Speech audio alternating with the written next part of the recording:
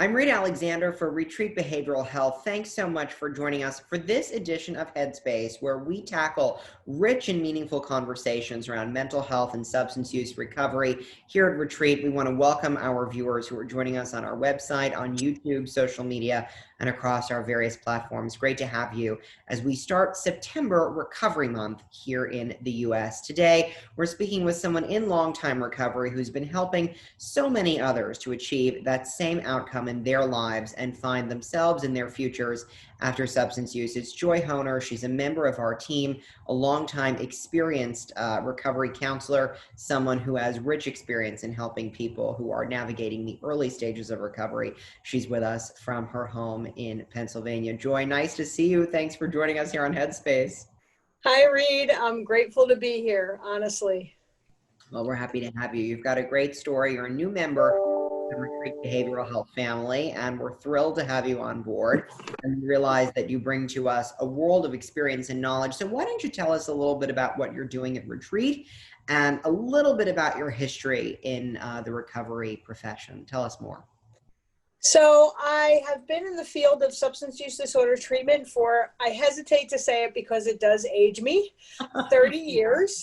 30 years. That's I fantastic. just celebrated 30 years in the field of substance use disorder treatment, which I'm extremely grateful for.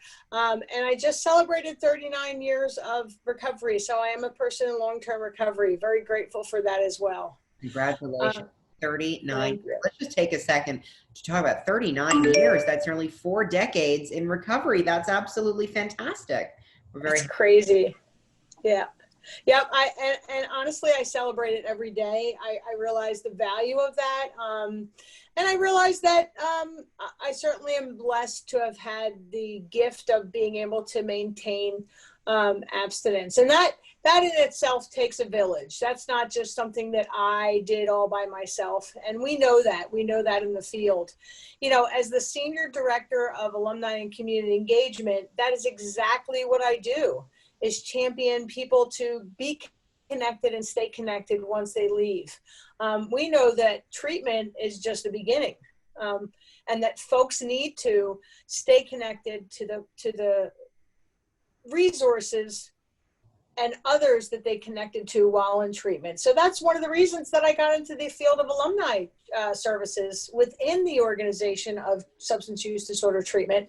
I had been a counselor. I was a tech or a CA, whatever they call them. And then I was a counselor, and then I was a clinical director, and then I got into alumni. And this has seemed to have been, I want to say over the last 15 years, my biggest passion, because it is so important to get reinforcement outside of the professional realm on a regular basis. And that's what alumni engagement is. Mm-hmm. So why don't you tell us a little bit about your journey? 39 years in recovery. You're an alum of, recovery yourself, not necessarily of the Retreat program, but you bring rich and deep experience to Retreat, to the many people whom we serve. Why don't you give us a sense of an overview, a snapshot of how you started using and how you overcame substance use disorder and entered long-term recovery? Take us back in time and walk us through your journey. Wow. So, and honestly, I have, what is this? Disclosure, full warning, I tend to get choked up when I talk about my recovery journey. So that may or may not happen, but it typically somewhere along the way, I'm gonna pause and cough for a second, and you'll know why. It's A-okay. Listen, this is an emotional thing, and it's an amazing achievement. And I think a lot of people can relate to that degree of emotion and have a great deal of empathy for it. So no need to feel embarrassed here. Well, I appreciate it. I got into recovery when I was 17, and I grew up in an alcoholic home and a home with a lot of with mental illness. I lost my father when I was young, when I was 7. And he actually he died by suicide. I don't like to say committed. He died by suicide. And my mom was an active alcoholic. And as her disease progressed, she started going out more and more with her friends. And her friends had adolescent children who babysat me that also used substances. So at a very early age, I was in 3rd grade the first time I drank. Wow. And although I didn't have access to it, I didn't drink every day because I didn't have access to it. I did use that early, use substances.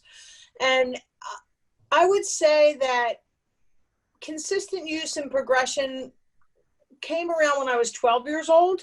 Mm-hmm. And I just, and if you notice, I don't talk a lot about the specific substances, because for me, I don't relate to the substances. I relate to the disorder itself, the continuing to use despite negative consequences, the using when I didn't want to, the planning to not use or using different substances to try to manage it. I did all of those things all before age 17. Wow. In my ninth grade year, I went to three different high schools. Mm-hmm. One was a behavioral high school, one was a VOTEC high school, and one was a regular high school. And actually that was backwards. They kicked me out of the regular one. And, so I had a lot of behavior problems related to substance use disorder, but using substances was normal to me. I used because I grew up in it. You saw it in your early childhood and adolescence, right? Yeah. And started using at such a young age. And what we know today, studies tell us that the earlier people use, the earlier of the onset, the more emotionally, developmentally delayed people are, So, I, in a sense, there was a lot of, so when I got into recovery, a lot of my coping skills resembled that in some ways of an 8-year-old. Wow. Because I used substances instead of learning to how to manage feelings. So how did you get into recovery? How did you manage to do it? So here's the funny thing. And I always say that my story is very, very unique in the sense that I ran away to treatment. Mm-hmm. So I went to my friend was court ordered to go to meetings by her probation officer. Cause that's the friends I had. And she asked me to go to 12-step meetings with her. And I was like, seriously, oh, that'll be funny. That'll be fun. I'll just go with you. We'll laugh at people, haha, sure. And I went and I was like, oh wait, I do that. Mm-hmm. Oh wait, I do that. Lie to people? Yes. Disappointment? Yeah. Yeah. I recognized all those behaviors. And at that very meeting, I asked people for help. I said, I think I have a problem. And the beauty of recovery is that whatever program you go to, whatever fellowship you go to, whatever peer support you go to, if you ask for help, people will give their hand. And people literally adopted me. They were like, oh, well, you think you have a problem? Well, there's a meeting at noon tomorrow. Do you want us to pick you up? And I was like, okay, what is this? Uh-oh, I'm in a cult. No. But that's how I got into recovery. And the good thing about it, so we talk about how I always appreciate, some people call it pathology. I call it coping skills. Mm-hmm. Some of my coping skills as far as being an adult child of an alcoholic included people pleasing. Mm-hmm. And so really, I want to say that easily the first 6 months, if not longer, the only reason I kept coming to meetings and using my support and staying in recovery was because all these people were being nice and I didn't want to disappoint them. Like, I wasn't sure that I wanted to be in recovery. And that's one thing I want to mention when we're talking about the first year. So some people you'll hear say in meetings and support groups and other rooms, you have to be 100% willing. And I am going to tell you that I was not 100% willing. Half the time I was more common than not. Most people probably. Well, yes. And that's my point is that ambivalence is everywhere. Mm-hmm. In recovery, in early recovery. Why would I want to be when all I knew was using? Right. And why would I want that? Why would I even understand or even know that things would get better? So why would I want that? So there was a lot of feeling not sure. And so one message that I feel like it's really important for folks to hear is, if you're in recovery and you're not sure, just keep doing it for a while. And that's really what I did for I want to say, people don't want to hear this, but I want to say a good 2 years. It was a good 2 years before I wasn't like, oh, this isn't as bad as I thought it was. Right. You know, because I had to build experiences that were positive. I had to. You know, in that spirit, what do you think is the biggest challenge that you hear from people, the common denominator that you generally hear from people who are newly in recovery? Is it this idea that it's such a, sea change in the way they've been living, and, they may not realize that they really want it right now, but they're thinking they're doing it because they should, and then they keep going toward it? Like, what do you think is the real obstacle that people face across the board? Because obviously there's the day-to-day stuff, like looking for a job, or where am I going to live, or mending fences with loved ones that may be suffering from past choices people have made. But deep down, when they're going to bed at night, what's on their mind that people are struggling with in that first year of recovery? I'm going to mention a few things, but one thing I want to note is that everybody's struggle is different. And so some folks come to the table with certain supports in place. Maybe they have a job, maybe, you know what I mean? And some people don't. Some people have a supportive family, some people don't. So all of those challenges, those external challenges, are different for everybody. But internally, one of the first challenges that I had to overcome, and I get choked up. Like I said, I get choked up when I think about it, is that the behaviors and the things that happened to me and how I had to act in my life to survive my addiction or my substance use disorder, I wasn't too proud of. Mm-hmm. And so inside, I wasn't sure that I deserved recovery. I was ashamed of the people that I hurt. I was ashamed of the behaviors I had. So I think that one of the first hurdles for me was really accepting that I had a disease, and that disease ran my behavior. But from a core level, I had to begin to believe, or I struggled with and needed to work through the fact that I deserved recovery, mm-hmm. that I was worthy of it, that I wasn't the messed up, disappointed, low life creature that I thought I was, that and that reinforced that I should only use substance. When you get into that cycle, you have the behaviors that go along with substance use. You don't want to have those behaviors. You believe that you're not worthy because of those behaviors, so you use again.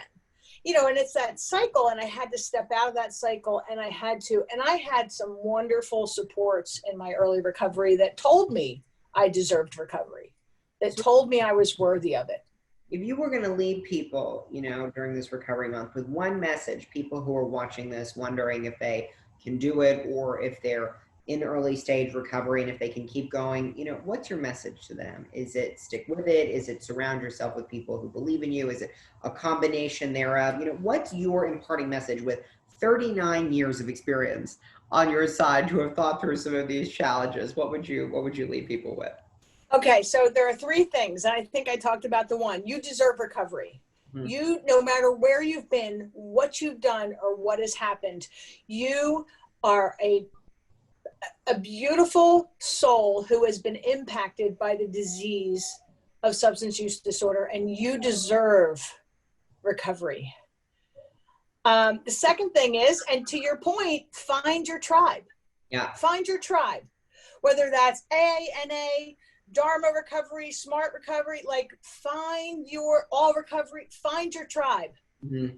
And be picky. Take some time. Try different programs and different supports, but find a tribe. You need one. Yeah. You need one. And then the third thing is, you will not do this perfectly. Mm. You will not. And try as hard as you might, you will not. And there's no shame in that. Get up the next day and do those things differently. And you will begin to learn. And that's the gift of recovery. You will learn from your behavior. And then finally, and this is really important for me to say to you, if you return to using, do not lose hope. Mm-hmm. Do not lose hope. Know that at any moment, we, retreat, people in recovery, your tribe, we are here for you. And it doesn't matter how many times you return to use. Mm-hmm. The point is that you can come back into recovery. You can step into that recovery at any time. And that to me is probably the most important thing, because there's so much shame around using and returning to use that people struggle coming back or coming forward. This is a chronic disease. Is there any other disease? When we say powerless, we mean it. Diabetes, people eat cake. Heart disease, people don't exercise. Right. You know, people return to behaviors that they were comfortable with and that they knew in times of stress, challenges, struggles. So you are doing what you have done in the past, and that is all. Know that relapse is a circumstances, or you return to use as a circumstances that's just immediate, and you can get back into recovery and you can move towards your recovery at any time. Do not give up. Don't lose And hope. honestly, it's an overdose awareness day. The only time that we give up on somebody is unfortunately when they pass. But if you're alive and if you're walking and if you're struggling, reach out, and we're here, and know that people are here for you. Yeah. There is no shame in returning to use. The shame is not asking for help again. Ask for help. That's a hopeful message, Joi. Thank you so much for sharing your recovery journey with us. I know it's a vulnerable thing to do, but I think that by having these open dialogues and discussions and sharing what you've been through, we can positively affect the experiences of other people who are facing this same challenge. And we know this is a difficult challenge to surmount, but it's surmountable. So thank you so much for chatting with us today here on Headspace. It was good to talk to you. Thanks for letting me be here. A pleasure. And of course, we want to remind our viewers that you can learn more about what Joi is up to as part of our alumni initiatives. She's our new Senior Director of Alumni Relations. You can head to our website, retreatbehavioralhealth.com, and get in touch with us there on Facebook and social media. Thanks for watching our latest episode of Headspace, part of a series of conversations we're having throughout the month of September around those early stage challenges of entering into recovery, like you were just sharing with us, Joi. We hope to continue inspiring our viewers. But for now, I'm Reed Alexander. Have a great recovery month. Thanks for joining us at Retreat Behavioral Health.